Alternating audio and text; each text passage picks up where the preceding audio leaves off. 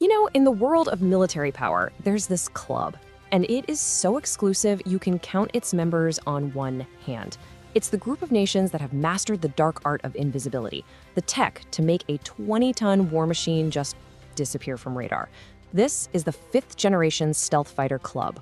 For decades, the price of admission has been tens of billions of dollars and a level of tech prowess few can even imagine. Its members? The United States, with its F-22 and F-35, China, with its J-20, and Russia, with its Su-57. And for all that time, the world's largest democracy, a nation of 1.4 billion people, has been stuck on the outside looking in. Well, until now. So, something monumental just happened. And it wasn't announced with some grand press conference or a big primetime speech. No, it happened quietly, in the corridors of power in New Delhi. A decision was made, a radical shift in policy, a bureaucratic pivot so profound, it's going to redefine the balance of power in Asia for the next 50 years. This is the story of how India decided to build its very own ghost. Okay, let's get into it. And there it is. The Indian government has effectively sidelined its own defense giant, Hindustan Aeronautics Limited, you know it as HAL, from leading the development of the Advanced Medium Combat Aircraft, the AMCA. Now, to be perfectly clear, this isn't just about switching contractors. This is about ending a 60-year-old tradition. It's basically a vote of no confidence in the very institution that was supposed to guard India's skies. It is a full-blown revolution in how a nation gets ready for the wars of tomorrow. So in this explainer, we're going to break down this seismic shift in 5 parts. First, we've got the knockout punch, the one single metric that took down a giant. Then we'll dive into what makes this fighter, a ghost in the machine, so critical and so ridiculously hard to build. We'll meet the new corporate titans who are now taking command. We'll analyze the global shockwave this sends to Washington, Moscow, and Beijing. And finally, we'll weigh the trillion-dollar gamble and ask, can this incredibly audacious plan actually work? So, Section 1, the knockout punch. To really get why India just completely upended its entire defense philosophy, you've got to understand the massive state-run behemoth that for decades was the only game in town, a company that was both the nation's greatest hope and its biggest bottleneck. Hindustan Aeronautics Limited, HAL, has a really storied 60-year legacy. I mean, they built India's first jet fighter, they license-built hundreds of Russian MiGs and Sukhois, and they're the creators of the indigenous Tejas light combat aircraft. But this state-owned monolith, this symbol of national pride, got trapped in a really vicious cycle. Projects were consistently and notoriously delayed. They went way over budget, and the tragic part? By the time a product was finally delivered to the Air Force, it was often already a generation behind, technologically speaking. Now, what's so fascinating here is how the government finally just cut through decades of excuses. They didn't need a huge investigation. They used one devastatingly simple business metric, the order book to turnover ratio. Think of it like this, right? Imagine a restaurant. If your kitchen can make 5 meals an hour and you have 5 orders, you're doing great. But what if you have 40 orders backed up? Well, that's not a sign of popularity. It's a sign your whole system is about to collapse. The food's coming out late, it's cold, and your customers are walking out. That was HAL's ratio, 8-to-1. For every 1 year of its production capacity, HAL had 8 years' worth of work already piled up in its backlog. The Indian Air Force was waiting for more Tejas jets, new trainer aircraft, fleets of helicopters. The math was just brutal and undeniable. Giving the AMCA project to a company that's already this swamped meant India wouldn't see a single stealth fighter before the 2040s. By then, its rivals might be flying 6th-generation jets. So the crucial point is what the Ministry of Defense did next. They didn't launch another committee. They didn't commission another study. They just implemented what people are calling the red card rule. Any company with an order book more than 3 times its turnover was automatically disqualified from leading the AMCA project. Look, this wasn't a general policy. It was a targeted strike. It was a bureaucratic kill switch designed with surgical precision to do one thing and one thing only: remove HAL from the driver's seat.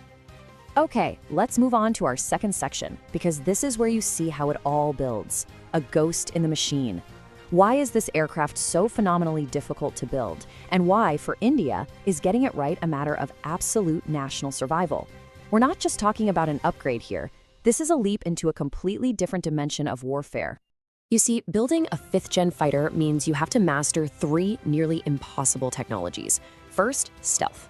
This means serpentine air intakes that twist and turn to hide the spinning engine blades, which are like giant flashing mirrors to radar. It means coating the plane in radar-absorbent material so precise that if the paint job is off by the width of a human hair, the jet just lights up on enemy screens. Second, sensor fusion. The plane is a flying, thinking supercomputer, sucking in data from satellites, drones, other jets, and fusing it all into a single godlike view for the pilot, letting them literally see through the aircraft itself. And third, internal weapons bays. You can't hang missiles on the wings anymore. That's like putting a giant, "Hey, I'm over here," sign on for enemy radar. Everything has to be hidden inside, ready to pop out at supersonic speeds. And this just brilliantly illustrates why the AMCA isn't a luxury, it's an indispensable weapon. I mean, India is in one of the world's most dangerous neighborhoods, flanked by two nuclear-armed rivals. China is already mass-producing its J-20 stealth fighter and sticking it right on the Tibetan plateau. Pakistan is aggressively pushing its own stealth program, Project Oz, and you can bet they're getting Chinese help. Without the AMCA, the Indian Air Force risks becoming a legacy force, basically a museum of fourth-generation targets in a fifth-generation world. And just look at what's at stake here. The AMC is designed for air superiority with very low observable stealth. That's on par with the F-35. But crucially, it's planned to have super cruise, the ability to fly at sustained supersonic speeds without burning tons of fuel and afterburners. This lets it totally dictate the terms of any fight. Falling behind on any of this stuff doesn't just mean having a slightly worse plane. It means you lose the next war before the first shot is even fired. This brings us right to our third section, the new corporate titans. With the old state-run guard pushed to the side, a whole new breed of industrial player was just waiting in the wings. So if not HAL, then who? Who can actually build India's Ghost? First up, Tata Advanced Systems. Now, you might know the Tata Group for cars and steel, but its aerospace division has quietly become a critical piece of the global supply chain.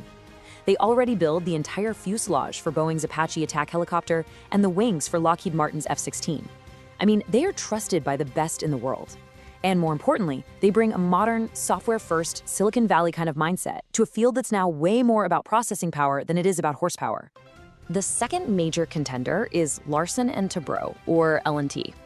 Now, if Tata brings the brains, L&T brings the industrial muscle. This is the company that built India's fleet of nuclear-powered ballistic missile submarines, literally the single most complex machines ever produced in the country. They understand the physics of stealth, they're masters of exotic metals, and most importantly, they have a proven track record of delivering these insane projects on time, a direct shot at HAL's biggest weakness. And the third major player in this new trio is Bharat Forge. Their specialty is a little less glamorous, but absolutely vital: high-strength alloys and advanced forging.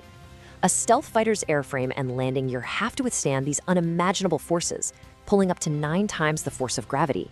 A single microscopic flaw in the metal, and the plane just disintegrates. So yeah, Bharat Forge's expertise is literally a matter of life and death for the pilot.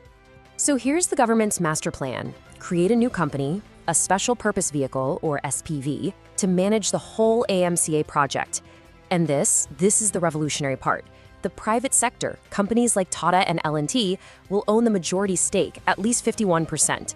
They're going to provide the agile management, the accountability, and the global expertise. HAL will still be a partner, lending its huge infrastructure and experience, but, and this is a big but, it will no longer be the boss. This is nothing short of a management revolution for India's defense industry. So what does this all mean for the rest of the world? That brings us to Section 4, the global shockwave. This single decision, made in some quiet office in New Delhi, is sending tremors across the entire globe, rattling the strategic calculus in Washington, Moscow, and Beijing. From Washington's point of view, this is a massive strategic win. The US has always been pretty hesitant to share its best military tech with India's leaky, slow-moving state companies. But with private giants like Tata in charge, companies that are already plugged into the American supply chain, they see reliable partners. This is the direct reason the huge GE F414 jet engine deal is even happening. Now, for Moscow, the view is much, much bleaker. Russia is just watching its 50-year Cold War-era monopoly on India's Air Force simply evaporate. India is decisively pivoting toward Western technology and Western standards. And then there's the perspective from Beijing. For years, China's strategic advantage has been its ability to massively outproduce India's slow, bureaucratic defense industry. I guarantee you their strategic planning had a HAL delay factor built right into it. This move completely destroys that calculation.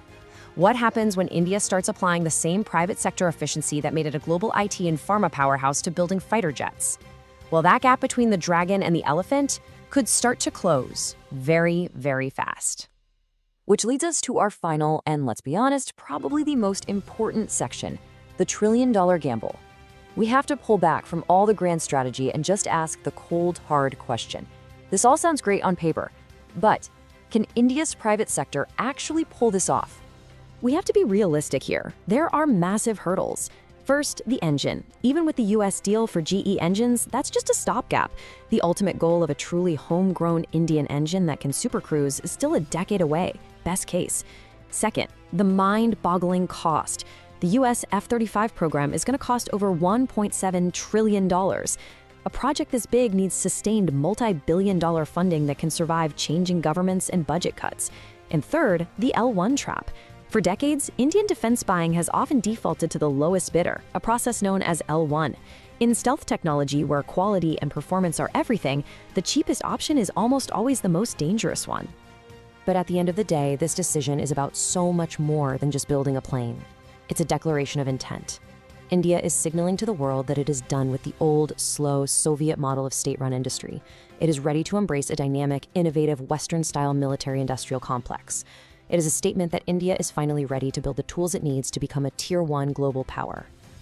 If this gamble pays off, the AMCA could be flying in the early 2030s, a silent guardian for a new generation. But the question, the real trillion-dollar question remains. Can India's private sector truly succeed where the state has failed for decades? Can it unleash the nation's industrial might and, in doing so, finally and truly level the playing field with its superpowered neighbor to the north? The answer to that question will shape the story of the 21st century.